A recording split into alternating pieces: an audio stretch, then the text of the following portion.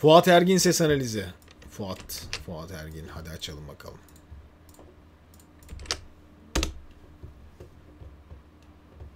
Okyanuslar. Groovepedia.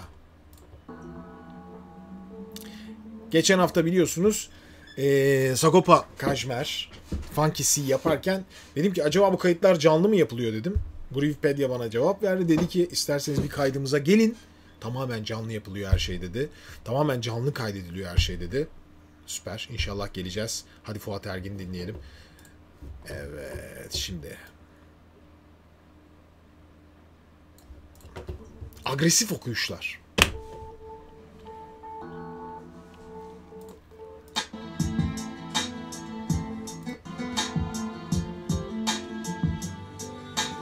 Hiçbir ilaç huzur getirmez be kanka, yol yürürsen biter anla, kanım kağıda akar damla damla.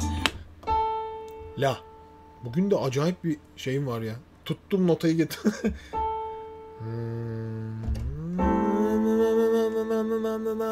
Tam buton.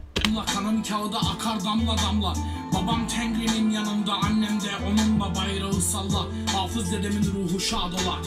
Beklemekle geçti ömrüm, özlemekten sekti gönlüm, söz vermekten pusulam döndü çöktü kısır döngü, parazitler menajer oldu yaralar, iltihap oldu kararlar, intihar olsun karargahım, bomba bulsun imajını. Şimdi gelenek olarak Fuat Ergin, yani eski dönem, artık onlara ne diyorsunuz bilmiyorum, old school mu diyorsunuz bizim şeyde, Fuat Ergin'in yani autotune'suz dönemi temsil ediyorlar. Şimdi yeni dönem rapçileri bu beceriye sahip olma şansının çoğuna sahip değiller. Birçoğu. Hepsi diyemem, bir sürü analiz yaptık. Çok beğendiklerimiz de var ama. Şimdi bakın baştan aşağı autotune'suz bir okuma. Sadık olduğu tona sadık olabilmek için mücadele etmesi gerekiyor. Bir şarkıcı gibi. Aynı şekilde yani.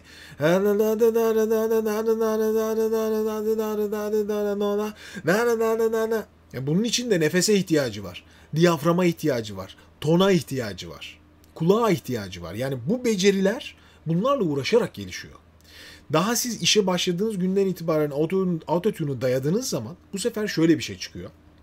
Ben Fero'yu çok eleştirmek için söylemiyorum ki zaten ben de dinliyorum. Önemli olan müzik lezzeti değil, tamamen teknik olarak söylüyorum gene.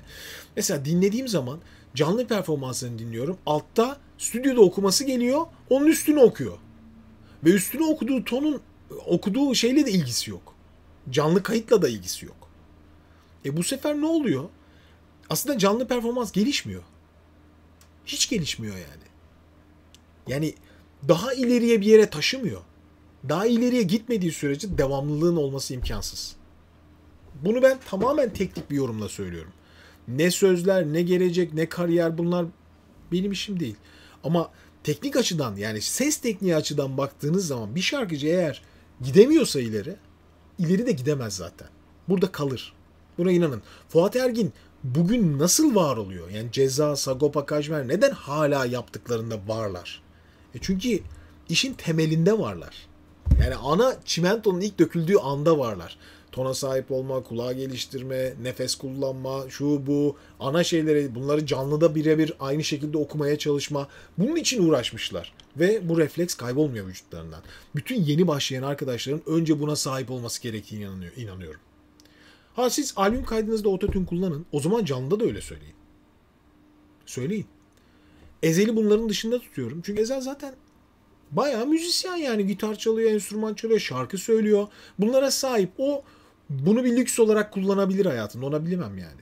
Herkes için geçerli bir şey ama o lüks olarak kullanabilir. Zaten bunu yapabildiğini görüyoruz. Fakat özellikle bu çok kıymetli herkes için bence. İntihar olsun karargahım, bomba bulsun. İmajını törpüleyip dursun, amacını ateşleyen korsun. Züğürtlük beynimi yordu, dünya benim yurdum. Hakim ol, ettin. Kirli okuyor. Agresif okuyor. Net. Biraz sıkarak okuyor her şeyi. Bu onun sesinde hafif kısıklıklar ve çatlamalar yaratıyor mu? Evet. Ama tarzının içine bunu yerleştirmiş. Fuat Ergin'i ben ilk çıktığı zamandan beri böyle hatırlıyorum. Buldun sakin ol, şakalı kurdu fani o. Ebedi rapin ruhu değil, kız ruhu. Halatlar gerilsin. Nefes aldığı yere bakalım. Ruhu değil tuz ruhu. Halatlar gerilsin buz Sanki burnundan alıyor gibi diksene. ruhu.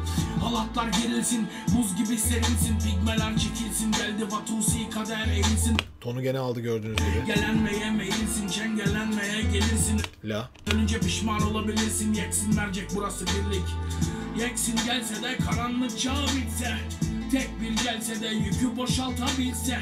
Liriksi fon olur dertlerim şitse. Okyanuslar dizime kadar en dipte. Yeksin gelse de karanlık çağ bitse. Pek pes bir ton değil. La tiz bir ton aslında. Üçüncü oktavı.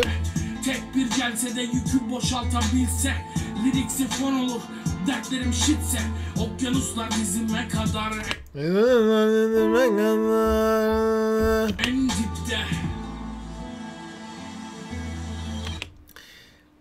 Genel olarak hiçbir rapçinin sesine çok iyi baktığını görmüyoruz zaten. Vardır aralarında birkaç tane ama çok iyi baktığını düşünmüyorum gene Fuat Ergin'in de.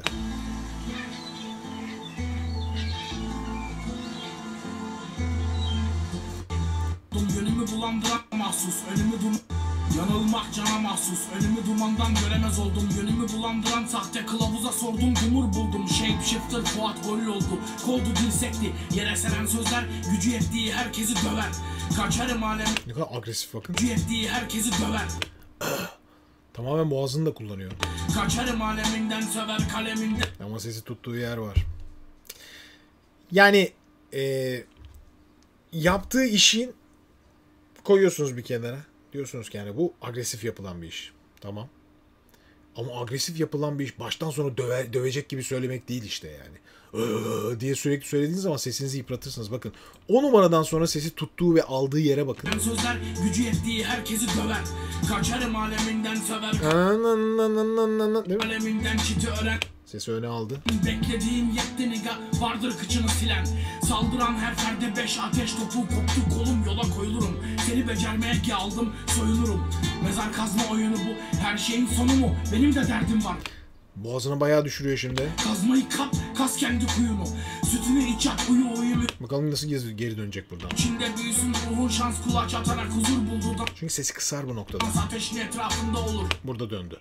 Dans kulaç atarak huzur buldu. Dans ateşin etrafında olur. Gene ön tarafa geldi. Normandiyi çıkartması olur sonum. Dünyaya vaat edilen özgürlük mü oldu? Hepimiz boğulduk, lav gibi soğuduk, tav olduk. Bir kulvarda olduk, çok oldu. Ölümün karşısına geçen her şey soldu. Zaten burada da ara bölüm dinlenme geliyor. Ses boğaza doğru gidiyordu. Tekrar önde topladığı yerler ve içeri attığı yerler var. Yani bu böyle burada bunu atayım, burada bunu atayım diye çok plansız olabilir. Ama sonuçta bu hisle gelişen bir şey. Yani sesi tamamen kaybetmek kimse istemez. Hiçbir okuyan kişi istemez. Bunu istediği şekilde bir dengeye oturtmak zorunda. Bu kadar canlı performans üzerine kurulu solistler de bunları zaten biliyorlar. Ona göre organize ediyorlar. Zaten bu da bir stüdyo kaydı. Biraz abartmak zarar vermeyebilir. Ama sahnede bu kadar abartılır mı onu da bilmem. Karanlık çağ bitse, tek bir gelse de yükü boşaltabilse. Liriksi fon olur, dertlerim şitse. Okyanuslar dizime kadar en dipte. Yeksin gelse de karanlık çağ bitse. Tek bir gelse de yükü boşalt en dipte. Yeksin de yükü boşaltabilse. Geçiyorum. Kadar en dipte. Yeksin gelse de karanlık çağ bitse. Tek bir gelse ihtiyacı yok. Senin rap'e ihtiyacın var. Bitch. Yeah. Güzel. Farklı. Yani daha önce kanalda hiç Fuat Ergin'le ilgili video yapmamıştık. İlk defa böyle bir video yaptık. Pek kolay değil. Dediğim gibi. Ama ilk başta söylediğim cümleler bence bütün işin geneline yayılması gereken şeyler. Yani canlı performansa alışkın solistler her zaman daha kalıcı olacaklar.